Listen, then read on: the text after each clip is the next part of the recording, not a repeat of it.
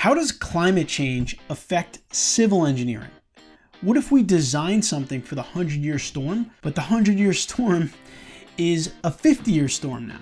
How can we make those adjustments? Well, in this episode, I have with me climate scientist Daniel Swain, and Daniel's going to walk us through some things that we can consider as civil engineers to be kind of future-facing and think about changes to the environment and how we can consider them in our designs.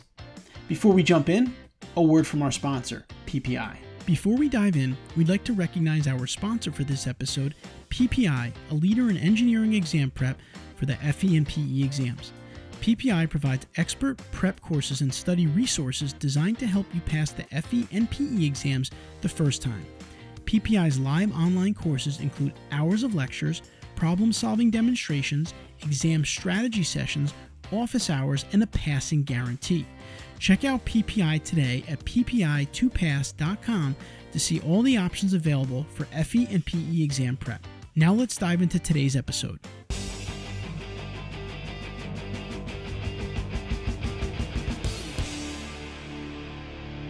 All right, now I'd like to welcome on our guests for today's show, Dr. Daniel Swain. Daniel is a climate scientist focused on the dynamics and impacts of extreme events, droughts, floods, storms, wildfires, obviously things that are all important to us as civil engineering professionals. Daniel, welcome to the Civil Engineering Podcast. Thanks for having me. So, in your own words, Daniel, maybe you could start off by telling our listeners a little bit about your career journey up to date and what it is you do on a daily basis. Well, as you mentioned in the intro, I'm a climate scientist, but that actually means different things to different climate scientists and in different contexts. So in my case, what it essentially means is I'm more or less a very applied physicist. So I think about the actual fluid motions of the atmosphere from an atmospheric science and meteorology perspective, but applying it to longer timescales and the kinds of questions that we really deal with in climate science, which is really obviously the same physical processes that you would say in meteorology or in weather prediction, but on longer timescales and often using somewhat different assumptions than you would for, say, predicting short-term weather. So my background is actually in atmospheric science. I sometimes joke that I'm a bit of a reformed meteorologist, but it really does inform my perspective on climate science because I really have a very weather-centric perspective. Sometimes you hear in the news or somewhere else that you can't conflate weather and climate, and while that's true, I think that sometimes we draw too bright a line between these two things because really it's all the fluid motions of the atmosphere on different timescales, and so climate is nothing but weather in aggregate. So that sort of informs my perspective on extremes because extremes are really episodic bursts of high impact, high intensity climate, if you will, once you start looking at them over time and space. So my perspective is as this climate scientist who really thinks a lot about the weather, despite being a climate scientist. That's interesting. And we found you, Daniel, through an article that you co-authored entitled Climate Change is Increasing the Risk of a California Megaflood. That contains some in-depth research, of course, about this risk of a mega flood in California. Can you just talk a little bit about the article and why, our listeners, civil engineers who are constantly designing for storms, should be aware of this and how it might affect the civil engineering industry going forward? Yeah, so you may have seen some media discussions of this article because it got a lot of attention when it came out about a month ago, earlier this summer. And really, the work itself is inspired by or based on part of a broader project called ArcStorm 2.0. And it's possible that some listeners may have actually heard of the original ArcStorm 1.0 scenario, which was sort of a disaster contingency, disaster management scenario that was designed by the U.S. Geological Survey and a bunch of other entities focused on the risk of a really large catastrophic California flood.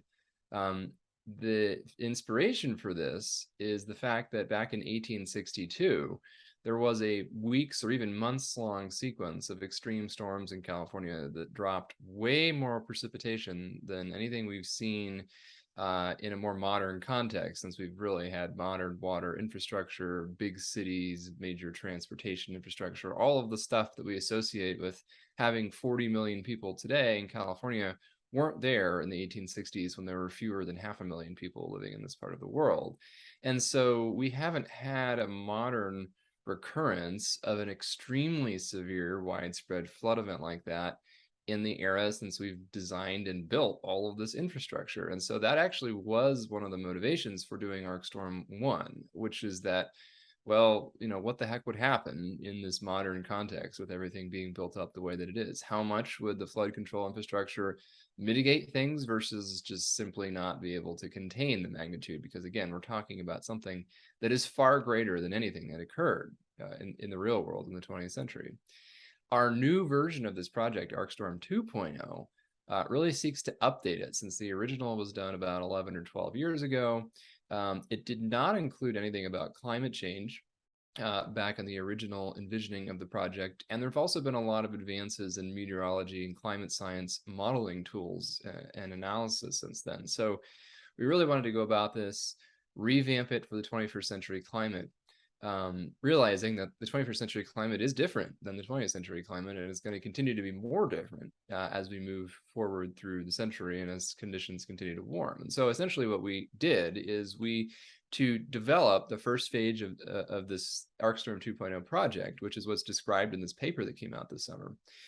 We wanted to create two really extreme storm scenarios, not necessarily the worst case scenario, not necessarily the absolute worst thing you could possibly physically envision, but something that is up there with the plausible worst case that we might actually experience in the not too distant future. So explicitly something that is relevant to public policy and engineering planning time horizon, something that we really do need to be able to withstand because there's a decent chance it's going to happen within the lifespan of existing infrastructure.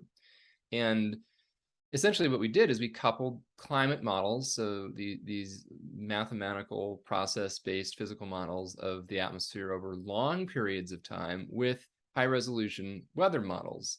The same kinds of models, but really targeted more at capturing fine-scale phenomena and the short time-scale processes. And so we sort of connected these together, came up with a couple of multi-week sequences of extreme storms, one that's plausible today in California's current climate, and one that would be plausible a few decades from now in a much warmer climate. Ran those through and really looked at what they looked like, how much rain would fall, how much runoff would there be.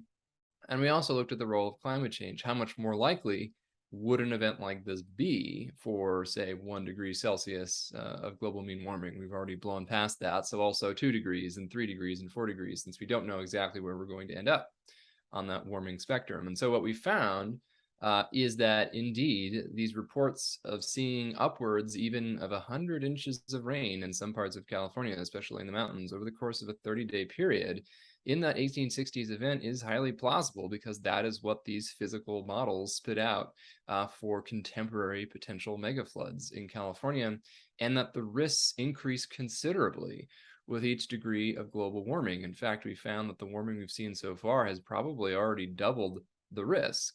But the challenge here, the caveat, is that this risk has been increasing quietly and latently in the background. California, of course, is experiencing a severe drought. The Colorado River Basin is experiencing what's called a mega drought. So no one's really thinking about flood risk right now. So this is one of the challenges, is really talking about, especially from a practical perspective, what are the rising hazards of something that we can't actually see increase over time steadily. We kind of have to rely on these physical modeling tools to estimate how much the risk has increased, because we're talking about events that inherently have recurrence intervals of at least 80 to 150 years. So over a 50-year period, we shouldn't have expected to see it even in a warming climate.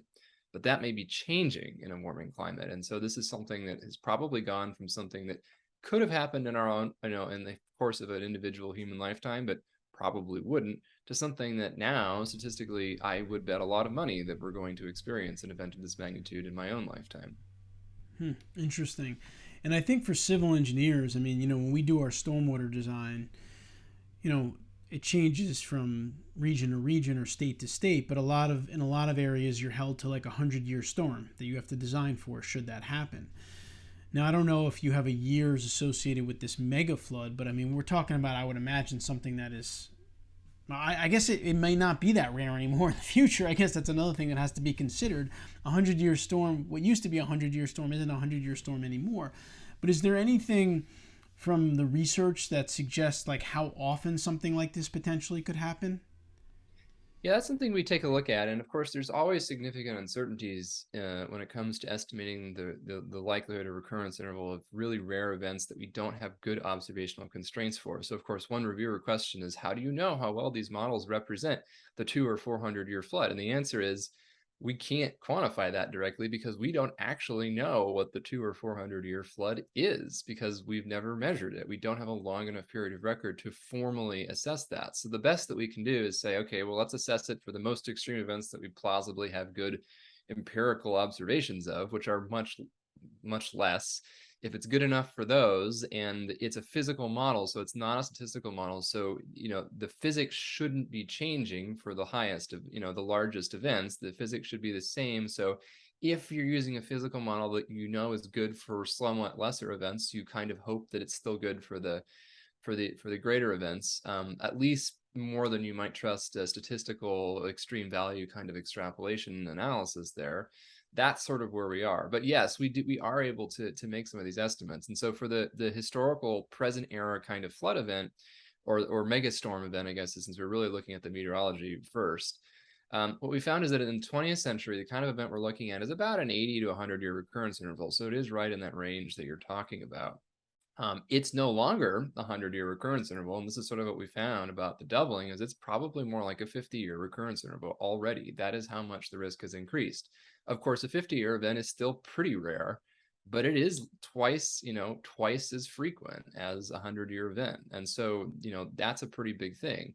The future event has no historical analog. So we could not find, even in the climate model large ensemble, which is a much larger sample size than the actual observed 20th century, we couldn't find anything that even remotely approached what the plausible future event looked like in a warmer climate. So that was essentially novel.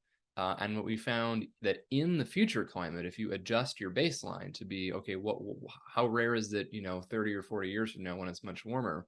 We found that it's more like still like a 2 or 250-year event. So that's a really extreme event even in the future climate. But we really wanted to bookend this with an event that is something that we really need to be thinking about right now, because it could very well happen in the next couple of decades. That's sort of that formerly 100-year event that's now a 50-year event, but also really be a little bit more circumspect about what the true worst case scenarios might be, because a lot of these design storms, or if we're talking about the 1,000-year storm or something like that, these are based on pretty uncertain extrapolations based importantly on 20th century climate. And we don't have that 20th century climate. And it turns out that it's already making a pretty big difference in these risk estimates. And that probably shouldn't be too surprising if you think about the thermodynamics. Even if you kind of ignore all these complicated models and these climate models and these weather model couplings and all of that, it really boils down to, at its essence, one pretty basic thing, which is that the water vapor holding capacity of the atmosphere increases exponentially for a linear warming. So our warming is more or less, it's been linear. We've warmed a little over a degree centigrade so far. May not sound like a lot, but that translates into an almost essentially 10% increase already in the water vapor holding capacity of the atmosphere. And because that is an exponential function, that is compound growth. Each further degree of warming is a larger absolute increment of increase in the water vapor holding capacity of the atmosphere. And so that just means with each additional degree of warming, the degree to which the intensity of precipitation can potentially increase is larger with each passing fraction of a degree. And so that means, as we get closer to 2 degrees of global mean warming in the next few decades, it's not just 7 to 10%. All of a sudden, it's more like 20% or even more in terms of increase, in the ceiling on how intense precipitation can potentially become. And in fact, in some cases, that ceiling rises even faster than that 7% for the most intense thunderstorm downpours. So these kinds of flash flood events we've seen a lot of this summer. We've seen all these news stories all around the country about 500 or 1,000-year floods in X city in North America over and over and over again. those are precisely the type of events that actually might increase at an even greater rate than 7% per degree of warming. Those might increase more like 10 to 14% per degree of warming. And all of a sudden, that turns into a huge increase once you get to even just 2 degrees of global mean warming. And so that's one of the reasons why, the non-stationarity of our hydroclimate, I think, has really been kind of underestimated as a hazard when it comes to thinking about designing, pieces of critical infrastructure. It's one thing if it's a culvert, right, which you have designed to saying, well, if you get a big enough rain event, it's going to overflow anyway. But if you're talking about really critical infrastructure like dams or life protection levees or things like that, this really becomes a critically important part of the math there. And a lot of the structures that are built today, of course, I mean, we didn't know about this really 50 or 60 years ago when a lot of these things were built, or in some cases for the big dams, even longer ago than that.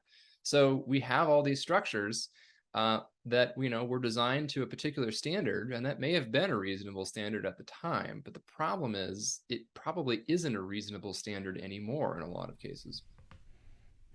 Interesting. And I think, the big consideration for civil engineering professionals that are in stormwater design is how much rain you get over a certain period of time, of course, right? If you get an inch over a day, it's different than if you get an inch in an hour. Right. And so what it sounds like is in the direction we're headed, those could become much greater, a greater amount of rainfall in a smaller amount of time, which again then puts that stress on this infrastructure that wasn't necessarily designed for that. Of course, most of our physical infrastructure, as you mentioned, was built for a 20th century climate, and the early 21st century climate is substantially different, and it's going to continue to become different. So that being said, what are some of the implications for infrastructure design or reconstruction that civil engineers and others involved in that should be aware of? Yeah, I think that's one of the tricky parts because, as we've been talking about, a lot of this stuff is already built. The concrete's there, it's serving its purpose in society, and it's not going to go away anytime soon. We don't rebuild dams and bridges and levees all the time. I mean, once they're built, they're designed to last, and a long time. And so there's one question about retrofitting and about assessing safety margins on some of these structures. It's something that really came to mind in California during the Oroville Dam crisis. Obviously, that wasn't exclusively precipitated by a historically unprecedented extreme event. I mean, it was a fairly extreme rainfall event, but it was not, it was not the design storm. It was not something that was wildly beyond, 20th century safety margins should have been able to accommodate it. But of course, the problem was that a relatively minor unforeseen problem on that dam's primary spillway, like a crack in the concrete, suddenly cascaded because it happened at a time when they needed to be releasing a lot of water. And so they released the water, and of course water did its thing and massively eroded that cracked concrete spillway. And then all of a sudden you no longer had a primary spillway. And so then the big storm came. The problem was the sequencing, is that all of a sudden then you had a huge amount of inflow that you couldn't flush the water out in the primary spillway. Then you get to a problem. They don't want one of the tallest dams in the Northern Hemisphere to be overtopped, obviously. And so they had to let the water go over the somewhat euphemistically termed emergency spillway. But here's where things got interesting from the engineering perspective. That emergency spillway was just a dirt hill on the side of the dam, unreinforced and with lots of vegetation and dirt on top of it. Essentially, it had never really been foreseen that it would ever be needed. They said, well, if we ever get to this unforeseeable point, we'll just throw some water over the edge. But don't worry, we're never going to get there. And it didn't even take an unprecedented storm to get there. It just took a sort of a relatively boring minor concrete issue to then necessitate the use of this emergency spillway. Massive headward erosion resulted, as you might expect, with lots of water going over a dirt hill. And they almost lost the top 20 feet of that structure. Had it continued just another 100 yards or so, there would have been a 20 or 30-foot wall of water heading down the canyon into the Central Valley. And so there's this frenzied emergency evacuation of 250,000 people that was unsuccessful, essentially. Had there been a failure of this structure, a lot of people still would have been in the floodplain when this 20 or 30-foot wall of water came downstream. Fortunately, it didn't happen. But this is just one example of how a lot of the kinds of infrastructure that we assume, is up to the task. It's not just a question of if it theoretically performs optimally under extreme conditions. It's, well, under extreme conditions, it's precisely when you expect some things perhaps to not behave as you would expect. And so if you get a couple of compounding failures, even if they're small, and then you add a 20 or 30% larger storm than you had planned for on top of that, what happens? And so that's an example of critical existing infrastructure that perhaps really wasn't designed to accommodate the kinds of events that we're expecting to see. We've the what if question is, what if that storm had been 20 or 30 years from now with an additional 10 or 15% of water?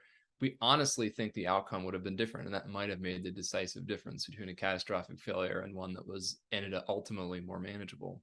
But so that's existing infrastructure. With new infrastructure, I think there's no excuse, because we know this is happening and we have to be including this in design processes. But of course, that's easier said than done, because what do we actually include? Are you just looking at observations, up to the present? It's like, okay, well, we know there's been some climate change. Let's include, the last 20 or 30 years, and let's include that climate change information. That's one way that it's done. Or do you use projections, of what climate change should have been up to this point? Or do you look forward and how much more climate change you think there's going to be? And then how do you assess this data? Because it actually turns out to be a very non-trivial task, even for climate scientists, how to interpret some of this data. California is another great example of this, because it's a place where the average precipitation really isn't changing. So you hear all this, about this increases in extreme drought and extreme wildfire, and we're just talking about increases in extreme flood risk, and yet the mean value of the quantity that's relevant in all these things hasn't shifted very much and isn't expected to. So you got to be really circumspect about how you analyze the data. What you're analyzing turns out to be really important. You can't look at the mean value to infer changes in extremes. And maybe that sounds obvious to an engineering audience, but I don't think it is obvious in all circles. In fact, we see a lot of analyses. I mean, I review a lot of things where people have done precisely that in life critical settings. And so this is where I think the rubber hits the road, and where there really needs to be a lot of collaboration between folks who are thinking about the details here. What does changing climate actually mean for the extreme events that test infrastructure? Because it's a very different question than what happens in the mean climate as it shifts. I'm sure our infrastructure can mostly withstand the mean changes. It's really a question of, can it handle the extreme changes? It's interesting because as a licensed professional engineer, I mean, often what we do is we design whatever we're designing to a certain standard that's, a government standard, agency standard. For example, if we design a dam, we're designing it based on whatever that, agency, jurisdictions, what they're telling us to do. However, based on some of the research, these guidelines obviously could be outdated. They're probably not up to date. And so it's a bit of a tricky situation for engineers and firm leaders going forward, because you want to always put the health and safety of the public first. You have a responsibility, you're a licensed professional to do that. But at the same time, you can only go off of the information that's available to you. So what advice could you offer to engineering firms, leaders, design professionals, in terms of when they're working on a project that has, lives at stake, quite frankly? Is there anything that they can do, any information that they can seek that could help them when what's available or what the rules are may not necessarily be adequate?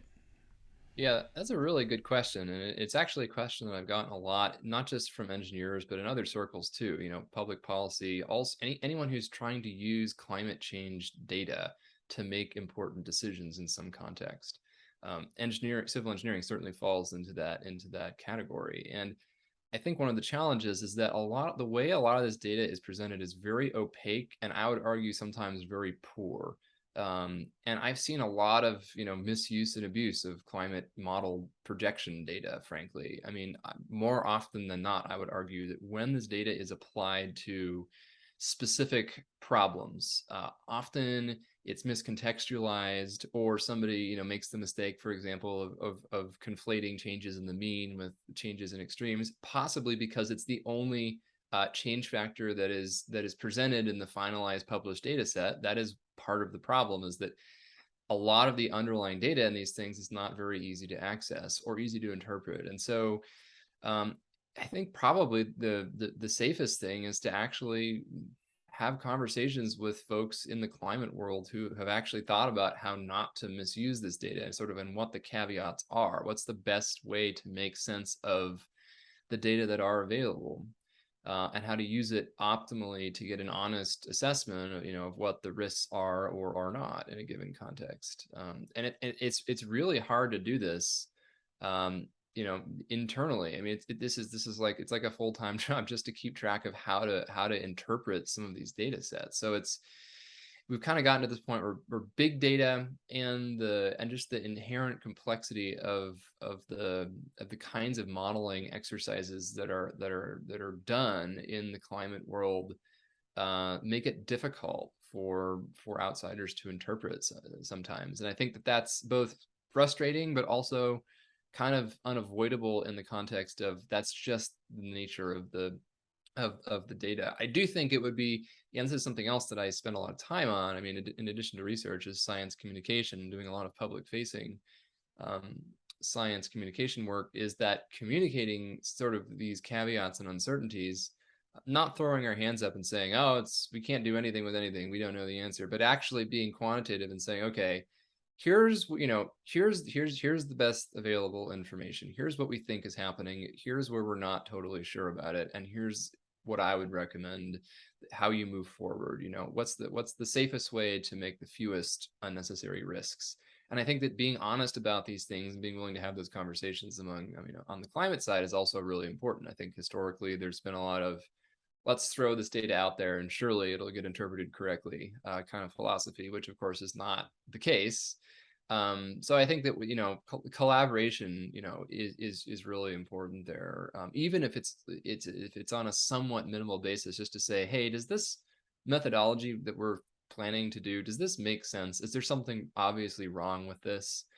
Even that is something where you could potentially get a lot of value from a relatively brief interaction with someone, because I think those gut checks, they may not be intuitive if you haven't spent decades, in living and breathing climate data, but it might be fairly easy to sort of give a thumbs up or thumbs down if you spend a lot of time doing that already. Yeah, and I do think, like, from a legal perspective, I know that there are certainly laws and such that cover engineering professionals should a 200-year storm occur, let's say, and they were only required to design for the 100-year. But that being said, I mean, you still obviously want to protect people at all costs. And, you don't just want to say, hey, well, whatever, that wasn't my responsibility, I'm safe type of thing. And so is there like an organization or a database, or like if I'm an engineer and I'm doing design, I'm in California, I'm in Texas, is there somewhere that you could go to try to find some of this information? Obviously, your research was out there. That's what we found. But is there like one resource or someone that kind of collects this information if someone wanted to look at it and see some of the forecasting that's been done? Yeah, that's the problem. And the answer essentially is no. There is no uniform clearinghouse. And that is one of the problems. Who gets to decide what the 200-year event is? It turns out you ask two meteorologists, two climate scientists, you can get two wildly different answers. Like literally, if it's as simple a question as for the 1 hour precipitation in this location, what is the 200-year recurrence, value? And depending on your philosophy and what you choose to incorporate with that, you can get very different answers. And so what this means is that, in contexts where there are official databases, like for example, the NOAA Precipitation Atlas is one ostensible clearinghouse that a lot of folks use to determine the intensity duration kinds of curves.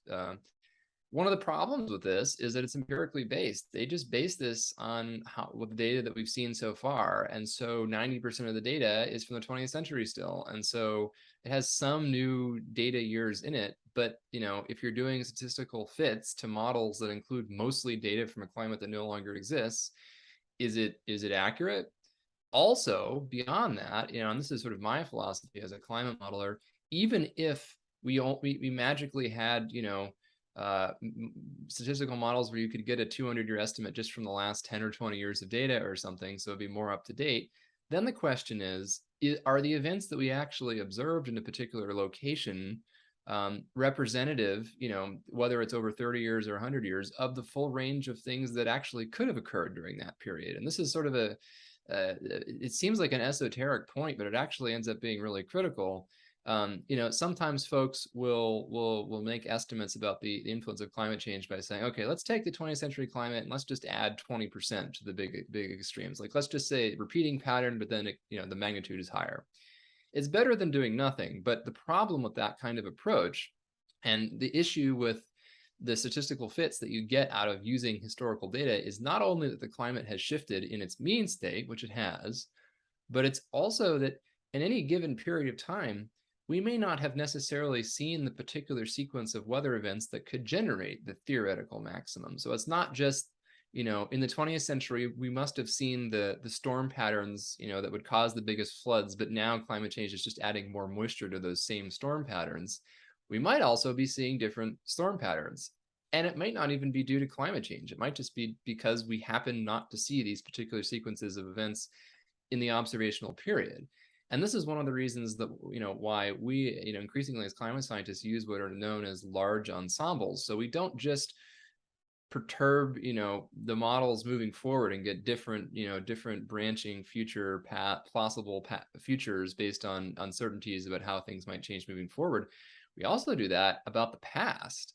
So we don't assume that the 20th century observations are the only thing that could have happened in the 20th century. We say, okay, what else might have happened in the 20th century? Is it possible that what we actually observed was an unlikely iteration of what could have happened in the 20th century? And so we run these climate models not just multiple times for the future using slightly different assumptions, but also multiple times for the past. And what we end up getting in many cases is the fact that we could have seen very different sequences of weather, even absent climate change, just in the 20th century because of the natural variability of the climate system.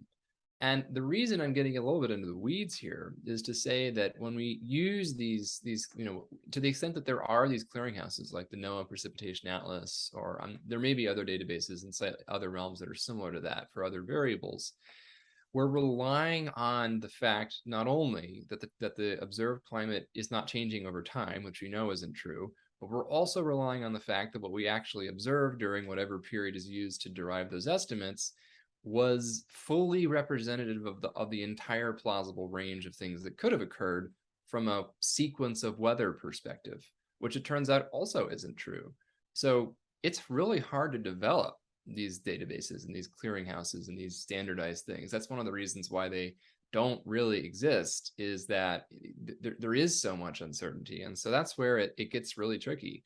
I know there's a lot of private startups out there that are trying to do this for insurance and reinsurance companies because there aren't good estimates, and a lot of folks don't trust them, the ones that do exist, for reason, for pretty good reasons. And so there's a lot of interesting science going on right now about how to rectify this, but right now there isn't really a database or a table that you can pull up and fully have confidence in it. I think that's one lesson, is that this is really a hard problem and requires sort of case-by-case assessments. Interesting. And so if you are a practicing civil engineer, you do a lot of stormwater work or hydraulic analysis, I guess you should keep a heartbeat on what's going on with that, because it sounds like there are organizations trying to establish it. They're not there yet, but I would imagine that if something like that can be done in the future, it's going to be very beneficial to making sure that your modeling going forward it'll be a little bit more, future kind of, looking at the future, as opposed to just some of the codes that have been around for a long time, that you could be looking at a 100-year storm from 20, 30 years ago, which we already know, based on what Daniel's telling us, has changed. It's just a matter of figuring out how much that has actually changed.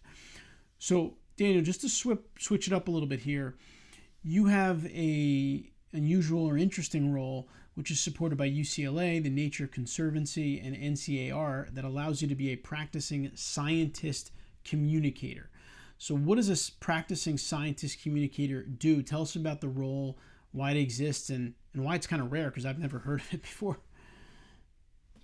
Yeah, I mean, really what it means is that, so I don't have any teaching responsibilities. So I have the kinds of research duties that you'd expect for an academic scientist, essentially. And so I produce that peer-reviewed research, and there's the pressure's always on to publish or perish. But the other half of my job, and it really is at this point fully half of my job, is to do a lot of public facing science communication surrounding climate and extremes and disasters and all of these sort of related things, fire, floods, wildfires, and just about anything you can think of in that realm.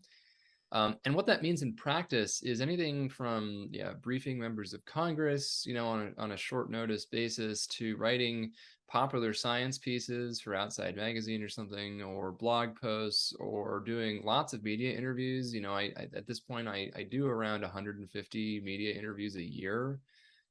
So on average, one every other day or so. And then sometimes in bursts, like when there's a lot of interest in some episodic event, I kind of drop the science to really dive into the public communication side of things, and I'll do maybe 30 or 40 interviews in a week or something, and so that'll essentially become the full-time job. And so in doing all of this, the goal is I'm not just talking about my own work. It would get pretty boring if I was just talking about my own work that much. But it's really to contextualize lots of different things, whether there's a particular extreme event that's occurred somewhere in the world that's had a high impact, breaking it down, talking about the societal and the climate change context of it. Why did it happen? Why was it worse here than somewhere else? What are the climate change considerations? If there's a really newsy new piece of research in some other climate adjacent field, I may talk about that. If there's a big public policy decision, if there's a national or state level legislation that's just been proposed or has been signed and is becoming law, that's another kind of topic. And so all of these things, they take up a lot of time. I mean, this is not something that it can be done, as is often done in the sciences, nights and weekends. A lot of supervisors, a lot of institutions are saying, yeah, that's great, don't quit your day job. Well, this has become a significant part of my day job, and the fact that it is explicitly part of my role, my role with UCLA and these other institutions, is that it actually means that I can do that, at a level and with a sustained focus that you just can't do. I mean, it's one thing to talk about your own work when a journalist wants to give you a call, and that's important too. But I think that what we really need are more science contextualizers. I mean, we've seen this during the pandemic, right? Where there's so much uncertainty and misinformation out there. And like, even as a professional scientist communicator, but in a different field, honestly, it's difficult to navigate that pandemic information landscape. I mean, even now we're 2.5 years into it, and mostly I trust a handful of excellent pandemic scientist communicators. There's a handful of virologists and public health scientists out there that I personally rely on to get sort of that, to cut through the noise, because there's just so much of it. And so I try and fulfill that role, in the climate side of things.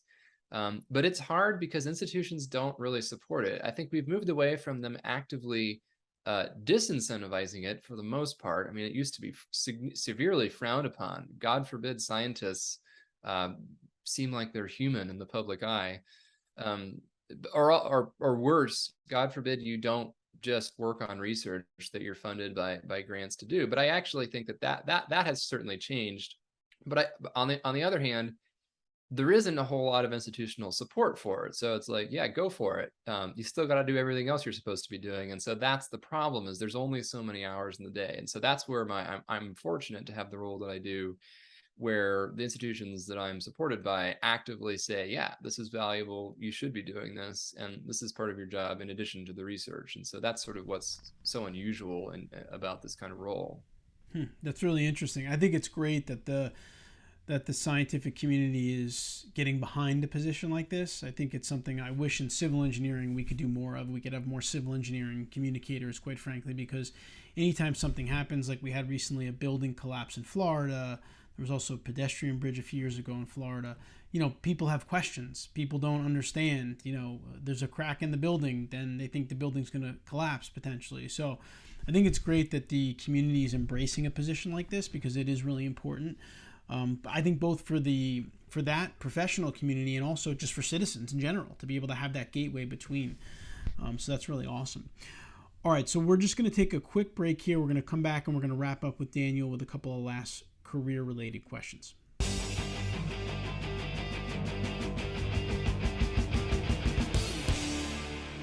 All right, we're back with Dr. Daniel Swain, climate scientist, who's focused on the dynamics and impacts of extreme events. And we've had a lot of talk about climate change and how civil engineering professionals should be aware of it and how it might affect us.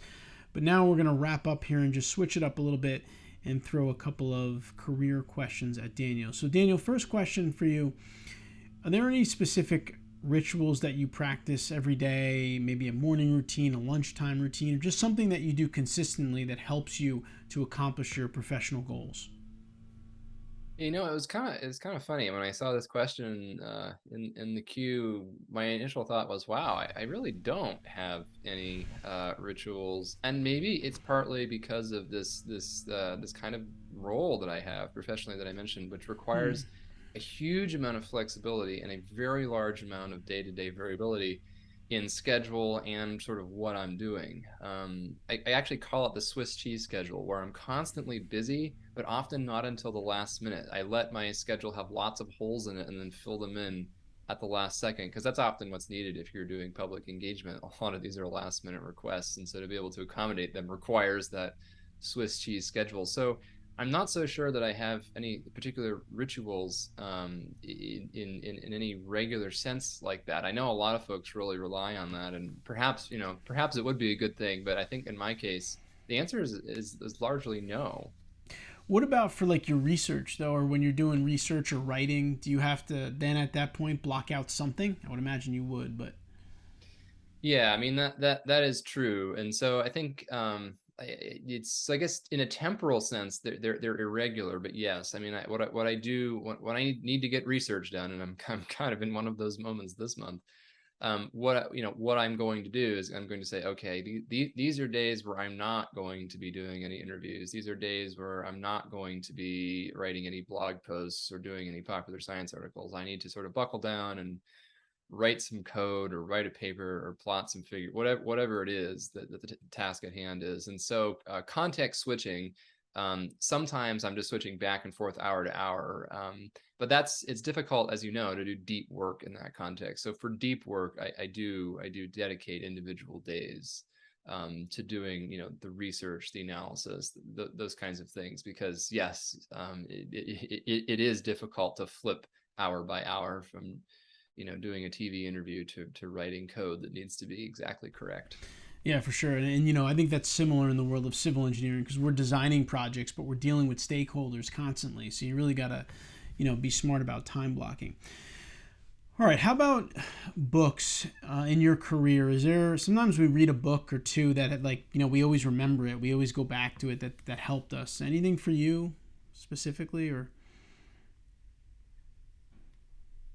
I think a lot of the books that I read a lot of nonfiction that is vaguely historical. So not history, but the sort of applied history in the water space or in the climate space or in the wildfire space. Sort of how did different events evolve episodically. Interesting. And so even things like, for example, I mean, this if for any water engineers, Cadillac Desert, for example, is a really seminal work for the Western U.S. at least.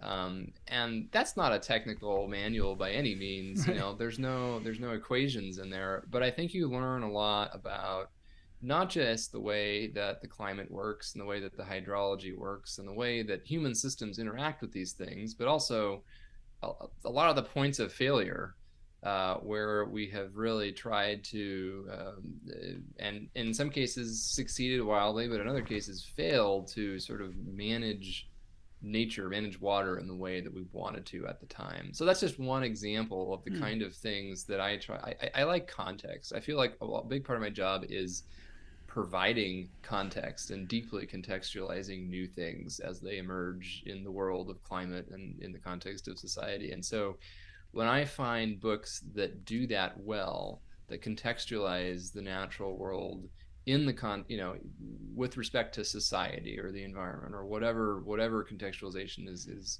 the focus of that work, those are the kinds of things that I find really helpful, because it makes it easier for me to talk about these things as someone who is a domain expert in climate, but I'm not a historian, I'm not a hydrologist, and I'm not an engineer, but it's helpful to be fluent in these things. And so how do you get there? Well, it's obviously it's partly by interacting with folks who are experts on a one-on-one basis in these areas, but it's also through these kinds of readings where um, you can get a much better sense of context without having to necessarily spend half a career of of deeply engaging. You can sort of take advantage of someone else's deep engagement with that kind of thing.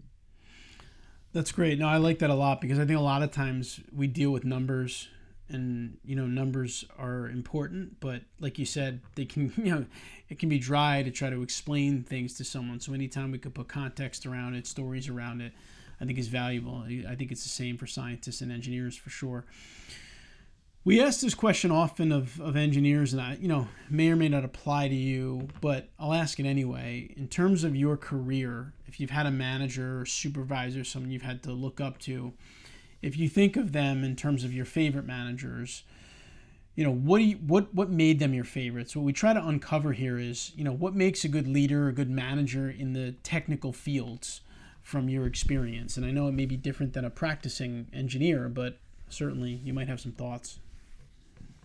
Yeah, I mean, I've been pretty fortunate that I've had some really good interactions with a lot of my supervisors over the years. I mean, really starting with my PhD advisor at Stanford, who really ran a great research group, not just technically in terms of the science, although that it was great in that regard, but also in terms of sort of shaping and honing skills that I didn't, that and I think other folks, I think arguably in the same group, didn't really know that they had. I mean, I was not a big into science communication before I was about halfway through my PhD, and that was almost by accident. It was almost happenstance, where we happened to be, there was a big drought in California, and so there was an opportunity to do something that was very topically relevant. Choosing like, okay, what's next, and then it just sort of there was a suggestion: should we do something topically relevant? Like, yes, let's just do it. And so that just sort of spurred a lot of things. And so having someone who was not only accommodating of my science communication proclivities, but really, really encouraging of it was, I mean, that was a really important first step. So having a great PhD advisor was an important milestone there. And then also when I was doing my postdoc at UCLA, I had some real powerful advocates for the kind of role, the unusual role that I've described. In fact, one of my direct supervisors, who was the director of the Environmental Institute at the time at UCLA, in which I was embedded, it has a reputation for being a bit of a maverick and a bomb thrower in his own ecological circles. And yet I think that really, we worked well together, and that really helped me a lot, because in this context, he was willing to go out on a limb and take a risk and say, let's create this new kind of job description out of the ether. Let's create something that doesn't really exist and that there isn't really a model for, and see how it works. And he's no longer the institute director, but that's the job I still have today. And so really that was mainly only possible because this was a really strong personal and professional advocate for me doing something kind of unusual. And that involves a fair bit of trust. I mean, it could have been hypothetically a massive failure, right? I mean, it's an experimental thing. It could have crashed and burned. It didn't, which is fantastic. But I think having those kinds of personal advocates who are willing to take a bit of a risk in both of those contexts, I've really benefited from that, and I'm grateful for that, because now it means that I kind of get to do unusual things in at least in the academic science context. And it's I think it's been a pretty wild success. I mean, in the context of achieving the goals that we stated at the outset. And there was no guarantee of that. So I think that folks deserve credit for supporting people and taking risks and trusting them at the outset. Interesting. All right, last question. We call it the career elevator advice question. If you got into an elevator with a young technical professional, just maybe starting out their career, based on everything you've learned so far, if you had 30 to 40 seconds with him or her, what career advice might you give them? I think it's be open to unexpected opportunities, because that's my entire career trajectory. Is that I had a certain singular focus, but these specific opportunities that led me to actually be able to get there were not the ones I would have expected, in terms of which jobs I said yes to, where I ended up geographically, in what order. It was not what I necessarily would have predicted, but it ended up working out. And so I think that had I been a little less circumspect about that, maybe it wouldn't have happened if I had been really more rigid about that order. So I think that, yeah, being open to things, it's not always easy to predict what doors will open from which opportunities. And so saying yes to a lot of them seems to be a good way to go. For sure. No, that's great.